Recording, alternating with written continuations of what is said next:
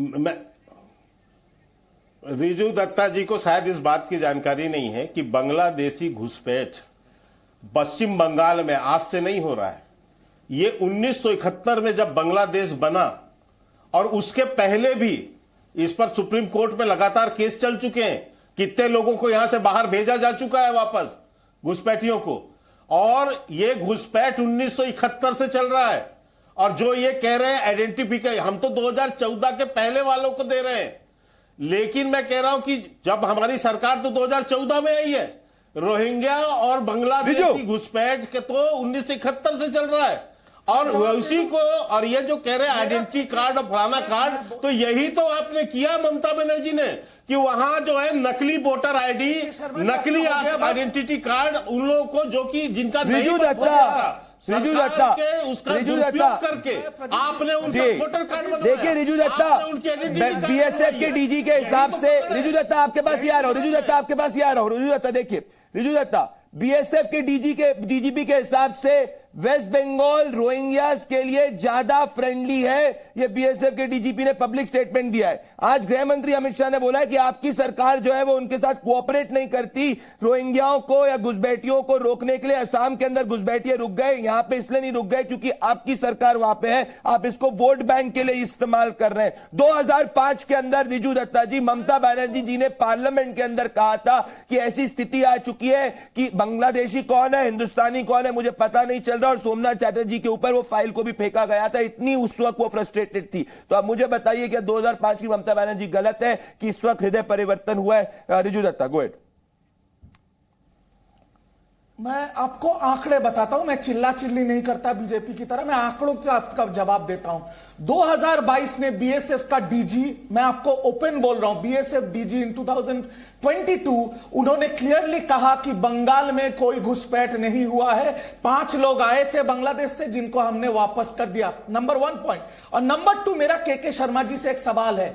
बांग्लादेश के जो प्रधानमंत्री हैं, जो मोदी जी के साथ जिनका बेहद अच्छा रिश्ता है, शेख हसीना महोदय, उन्होंने 2019 में ऑन रिकॉर्ड किसी भी, आपके सबके पास, आपके दर्शकों के पास गूगल का स्मार्टफोन है, गूगल है, उसमें आप देख लीजिए शेख हसीना जी का बयान, जिसने कहा कि बांग्लादेश से कोई इंडिया गया नहीं है, हमारा इकोनॉमी मजबूत है, बांग्लादेश से एक भी आदमी इंडिया गया नहीं। तो क्या इस चैनल पे बैठ के, इतने बड़े चैनल पे बैठ के शर्मा जी, बीजेपी का मुख्य स्पोक्सपर्सन, कह रहे शेख हसीना झूठ बोल रहा है? बोल दीजिए आज के शर्मा। नहीं, मैं बिल्कुल आपको कहना चाहता हूं, मैं बिल्कुल ये कहना चाहता हूं, बाकायदा सुप्रीम कोर्ट में हमारी सरकार ने एफिडेविट दिया, हमारे सरकार से पहले की सरकार ने एफिडेविट दिया हुआ है, जिसमें बताया गया कि कितने बांग्लादेशी हैं। पहले चुप रहो यार, मुझे बोलने दो पहले। दूसरी बात, प्रदीप भंडारी जी, मैं कहना चाहता हूं ये स्टेटमेंट ममता बनर्जी का है, 2017 का। मैं सुनाता हूं क्या है, जवाब सोच के दीजिए, नौकरी चली जाएगी नरेंद्र मोदी। अरे जाओ यार, तुम्हारे जैसे बहुत मिल गए, हसीना जी ने बहुत मिले हैं मुझे। चलो नहीं, जवाब प्रवक्ता मेरी पार्टी बनाती है, तुम नहीं बनाते। चलो फालतू बात। दूसरी बात, प्रदीप जी मुझे बोलो थोड़ा धीरे, एक से रिजू दत्ता जी देखिए, जब के शर्मा जी आप बोल रहे थे, के शर्मा जी सुने, आपने उनको बोल दिया, let him go ahead, let him respond to it. वो तो घुमा रहे हैं बात। अरे वो दर्शक निर्धारित कर लेंगे ना रिजू जी, उनको बोलने दीजिए, वो आप भी बोल रहे थे, बोलिए। मैं उनको 20 सेकंड आ रहा हूं मैं, नवल किशोर दास जी, और आपके पास धनेंद्र भरद्वाज जी, आपके पास भी आ रहा हूं, बोलिए। ये इंडिया टुडे का बयान है। ये ममता बनर्जी क्या बोल रही हैं?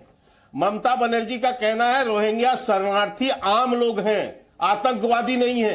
नहीं, दूसरे चैनल का है। दूसरी तरफ ये तमाम जो पेपरों के कटेज में आपको दिखा रहा हूं, जिसमें रोहिंग्या पाकिस्तान के आतंकवादियों से गाइड हो रहे हैं, आतंकी घटनाओं में पकड़े जा रहे हैं, और यहां जो है सर्टिफिकेट दे रही है ममता बनर्जी कि रोहिंग्या आम आदमी है, आतंकी नहीं है। ये क्या है? ये केवल मुस्लिम तुष्टीकरण, ये जो ममता बनर्जी का मुस्लिम तुष्टीकरण है, ये इसके कारण से है कि इनको वोट बैंक चाहिए, मुसलमानों का वोट चाहिए, और इसलिए अफवाह फैला रहे हैं। मैं मुस्लिम भाइयों से भी प्रदीप जी कहना चाहता हूं, मैं प्रदीप भाई मुस्लिम भाइयों से भी एक बात कहना चाहता हूं आपके चैनल के माध्यम से, थोड़ा इसको बंद करा दीजिए।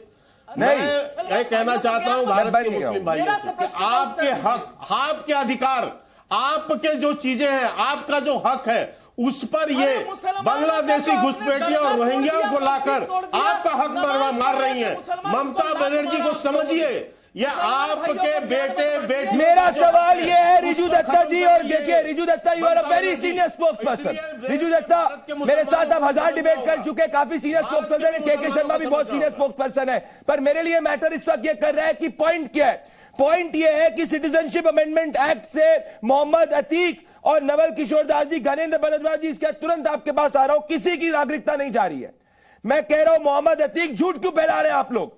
IUML से आप हैं, मुस्लिम लीग से, झूठ क्यों फैला रहे हैं? मुझे बताइए, सिटीजनशिप मोहम्मद अतीक को दिखाइए मेरे साथ में। और मैं मोहम्मद अतीक से आज पूछना चाहता हूं, क्योंकि जब देखो कोई ना कोई इस देश के अंदर मुसलमानों में एक अलग ही तरीके का झूठ का भय फैलाने की कोशिश करता है हिंदू मुस्लिम राजनीति के लिए। मैं आऊंगा पॉलिटिशियंस के पास, ज्ञानेंद्र भारद्वाज जी आपके पास आऊंगा, रिजू दत्ता आपके पास, और के शर्मा, पिछले 10 मिनट से आप लोग के बीच में डिबेट चल रही थी, मैं आऊंगा। पर पहले मोहम्मद अतीक और नवल किशोर दास जी के पास आना चाहता हूं। और मोहम्मद अतीक, मुझे बताइए मुसलमान कैसे खतरे में है? मोहम्मद अतीक और नवल किशोर दास जी को दिखाइए, नवल किशोर दास जी को। मोहम्मद अतीक जी, मुझे बताइए कैसे मुसलमान खतरे में है नागरिकता संशोधन कानून से, बताइए मुझे।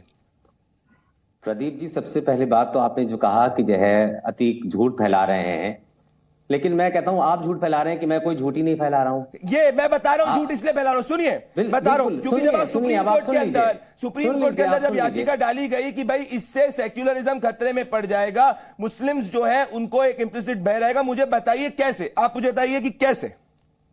बिल्कुल, अब सुन लीजिए आप। हाँ, बिल्कुल, अब सुन लीजिए आप, सुनाइए। दरअसल बात तो यह है कि जब हमारी पार्टी ने याचिका डाली और कहा कि भारत का संविधान सेक्युलर है, ये झूठ है।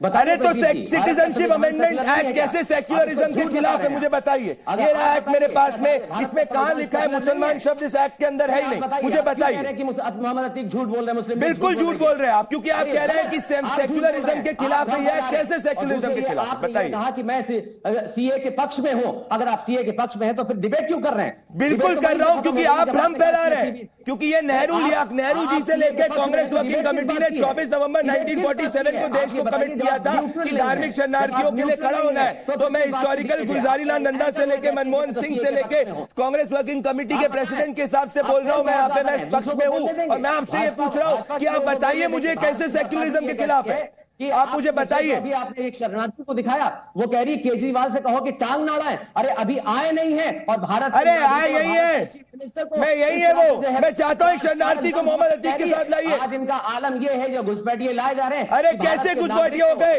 ये यहाँ वो शरणार्थी है, उनको धर्म के आधार पर प्रताड़ित किया जा रहा है। अंजलि, मोहम्मद अतीक उनको घुसपैठिए कह रहे हैं, मोहम्मद अतीक वर्सेस शरणार्थी को दिखाइए। जिन लोगों को हमारे पर मुसल्लत करना चाहती है,